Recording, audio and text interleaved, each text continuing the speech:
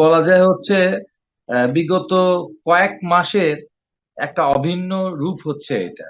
একই রকম ঘটনা কিন্তু আমরা কয়েকটি মাস ধরে দেখে আসতেছি আরকি। আমার অনুমান এবং আমার পর্যবেক্ষণ হচ্ছে যে ৩০ থেকে ৪০ টি খুনেরও কিন্তু খবর সেই অর্থে আমাদের হচ্ছে বিভিন্ন ধরনের যে ইলেকট্রনিক বলেন বা প্রিন্ট মিডিয়া বলেন, সেখানে আমরা পাই নাই আরকি। এখন মনে হয় যে সীমাকে প্রায় অতিক্রম করে ফেলেছে। এখন তাহলে পিঠ থেকে গেছে আমাদের। বিবিসি লন্ডন এটাকে প্রকাশ করবার পর তারপর দেখলাম যে অন্যান্য মিডিয়া একটু হচ্ছে আস্তে, আস্তে এটি প্রচার করা শুরু করলো এবং এটির কারণে আজকে হচ্ছে গিয়ে জনমনে একটি প্রচন্ড বিক্ষোভ তৈরি হয়েছে। ঢাকার বনশ্রী এলাকায় আনোয়ার হোসেন নামে এক স্বর্ণ ব্যবসায়ীকে গুলি করে দুর্বৃত্তরা। তার কাছে থাকা প্রায় 200 ভরি স্বর্ণ, নগদ 1 লাখ টাকা ছিনিয়ে নেয়। ধানমন্ডির শঙ্কর এলাকায় দেশীয় অস্ত্র নিয়ে একদল সশস্ত্র ব্যক্তির মহড়ায় এলাকায় আতঙ্ক ছড়িয়ে পড়ে। আতঙ্কিত হয়ে স্থানীয়রা মসজিদের মাইকে ঘোষণা দেন মহল্লায় ডাকাত দল প্রবেশ করেছে।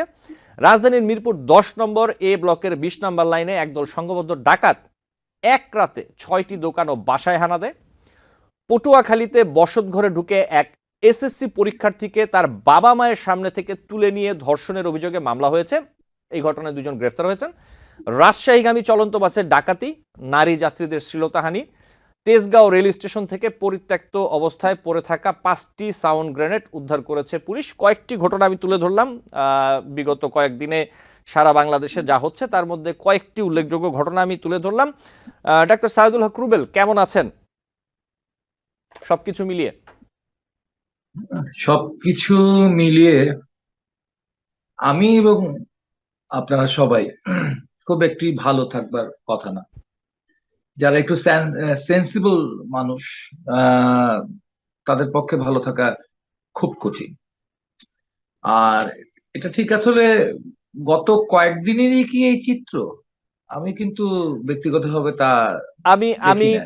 সাম্প্রতিক চিত্রগুলো তুলে ধরলাম, হ্যাঁ, অবশ্যই না। সাম্প্রতিক জি। কিন্তু এটা বলা যায় হচ্ছে বিগত কয়েক মাসের একটা অভিন্ন রূপ হচ্ছে এটা।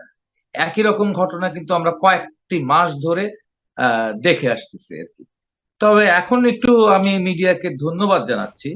মাঝখানে আমার কাছে মনে হয়েছিল এই যে চুরি, ডাকাতি, ছিনতাই, ধর্ষণ বা এখন খুনের একটা হিসাব পাওয়া যাচ্ছে যে প্রায় ২৫০ খুন হয়েছে। এই ২৫০ খুনের মধ্যে আসলে আমাদের মিডিয়াতে কয়টি খুনের কভারেজ আমরা পেয়েছি? অ্যা এটা যদি একটা হিসাব করেন তাহলে কিন্তু খুব লজ্জা পেতে হবে আরকি।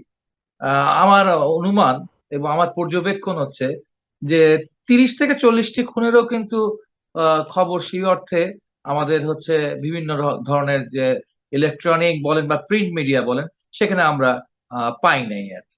ঠিক আছে? এখন আমরা পুলিশ প্রশাসনের কাছ থেকে শুনছি যে গত ৬ মাসে হচ্ছে যে ২৫৫ টি হচ্ছে হত্যাকাণ্ড, অ গ খুনের ঘটনা ঘটেছে আরকি। এবং এই ব্যাপারটিকে তো আমরা হচ্ছে এতদিন হচ্ছে একরকম ভাবে বিষয়টি আ উপস্থাপন হতে দেখেছি আরকি। এখন মনে হয় যে সীমাকে প্রায় অতিক্রম করে ফেলেছে। এখন তাহলে পিঠ থেকে গেছে আমাদের।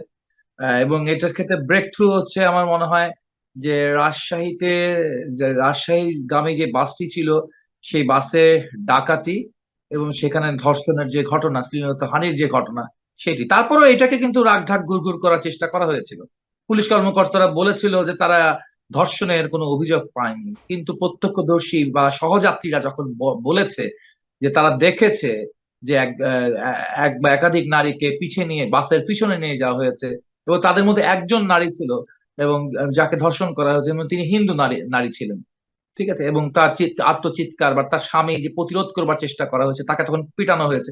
এই ঘটনাটি তাও হচ্ছে বলা যায় একটু ভিন্ন ধরনের media, BBC London. BBC London সবার আগে ১ম এটি কিন্তু বললেন। তার আগ পর্যন্ত কিন্তু আমি অন্যান্য ইলেকট্রনিক মিডিয়া গুলোকে নিশ্চুপ থাকতে দেখেছি। বিবিসি লন্ডন এটাকে প্রকাশ করবার পর তারপর দেখলাম যে অন্যান্য মিডিয়া একটু হচ্ছে আস্তে, আস্তে এটি প্রচার করা শুরু করলো এবং এটির কারণে আজকে হচ্ছে গিয়ে জনমনে একটি প্রচন্ড বিক্ষোভ তৈরি হয়েছে এবং তার প্রতিক্রিয়া তৈরি হয়েছে এবং এই প্রতিক্রিয়াতে হচ্ছে যে আমাদের হচ্ছে স্বরাষ্ট্র উপদেষ্টার পদত্যাগের দাবিতে অনেকেই সোচ্চার হয়েছে। আর আমরা দীর্ঘদিন ধরে কয়েকটি রাজনৈতিক দল, বিশেষ করে বাংলাদেশের আমার পার্টি, বাংলাদেশের কমিউনিস্ট পার্টি বলেন, বাম গণতান্ত্রিক জোট বলেন, এমনকি বিএনপিও সহ আরো অনেক রাজনৈতিক দল বারবার বলে আসতেছিল যে আপনারা সংস্কার করবেন, অনেক কিছুই করবেন, কিন্তু মানুষের যে জানমালের যে নিরাপত্তা, ন্যূনতম যে নিরাপত্তা, সেটা নিশ্চিত করতে হচ্ছে এই অন্তর্বর্তীকালীন সরকার এবং সরকারের যে স্বরাষ্ট্র মন্ত্রণালয় রয়েছে, স্বরাষ্ট্র উপদেষ্টা রয়েছেন, তারা পুরোপুরি ব্যর্থ হচ্ছে। এবং এই ব্যর্থতার দায়ভারটাকে নেওয়া প্রয়োজন আছে আর কি।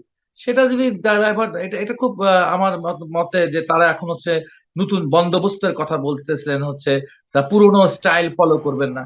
আমরা পুরোনো দিনে কি দেখেছি বিভিন্ন সরকারের আমলে, বিশেষ বিগত সরকারের আমলে, যতই ব্যর্থতা হোক, যতই ঘটনা ঘটুক, দুর্ঘটনা ঘটুক, তারা সাফাই গিয়েছে এবং সাফাই গিয়ে বলেছিল সবকিছু খুব সুন্দর আছে, তারা বেহেস্তে আছে, ইত্যাদি ইত্যাদি আছে, দেশ সিঙ্গাপুর হয়ে গেছে, এই ধরনের কথাবার্তা বলতে আমরা দেখেছি বিগত আওয়ামী লীগ সরকারের বিভিন্ন মন্ত্রীদেরকে। তো ঠিক তেমনি ভাবে এটা এড়াবার সুযোগ নাই।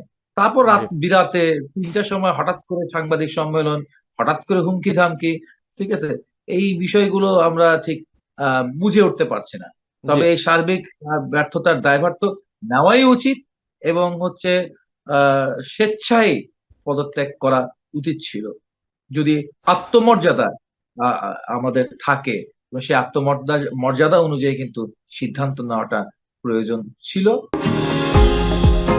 নিউ ইয়র্ক থেকে সম্প্রচারিত TVN 24 টেলিভিশন, বিশ্বজুড়ে বাঙালির কণ্ঠস্বর।